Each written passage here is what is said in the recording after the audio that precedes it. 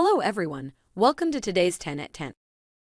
We are going to be answering questions on cookies, leavening acids, emulsifiers, and thermal profiling.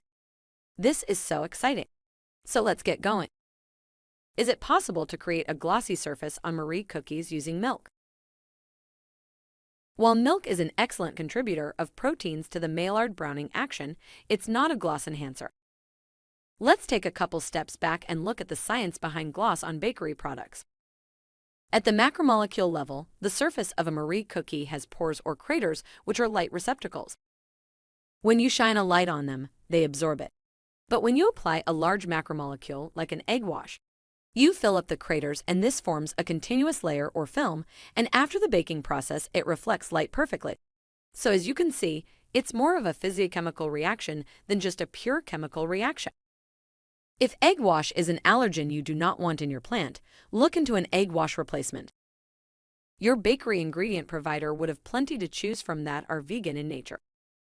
So in summary, milk is not a good substitute for a glossy surface. The next question is, how can I check the purity of sodium acid pyrophosphate? I feel that when a baker asks this question, they are experiencing a quality control issue with their incoming ingredients. The first thing to do is not to check the purity of your sodium acid pyrophosphate or SAP. The first thing that you should do is increase the communication between your supplier and your company. Express your concern on this ingredient by asking for the Certificate of Analysis or COA. If you're not doing this already, please start doing it. Make sure your QA protocols have a file that keeps all your COA. When you notice that your COA have variation, it's time to talk to your supplier before the problems start. At this point, I'd push back on the quality on your SAP. Most of the time, your ingredient supplier would say there is nothing wrong with it. But if you'd like to run a quick and dirty test, use the same amount of baking soda in 2 different beakers of batter. Add the questionable SAP into the batter in one beaker, and add a previous SAP that didn't have the issues into another beaker. Record their pH and bake them. You should see a difference in volume and pH if there is a problem with your SAP purity. Most food labs are able to test the purity of your SAP through other chemical reactions as well. Good luck! If I will use mono and diglycerides in wheat tortillas, should I add them to the dry ingredients or melt them in oil?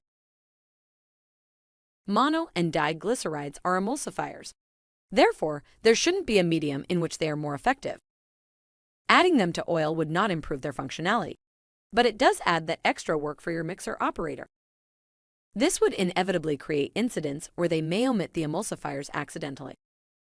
The fewer steps you give to your mixer operators, the less errors they make.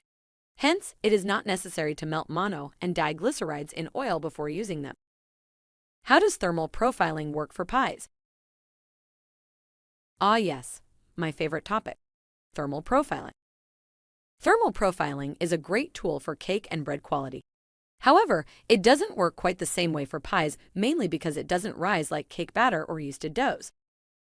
But it is important for monitoring the kill step in accordance with FSMA. To learn more about this, visit AIB International and download their free kill step calculator.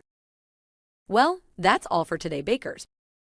Remember, if you have more questions, go to our page to buy a question for only $125. I hope you have a great week. Bye.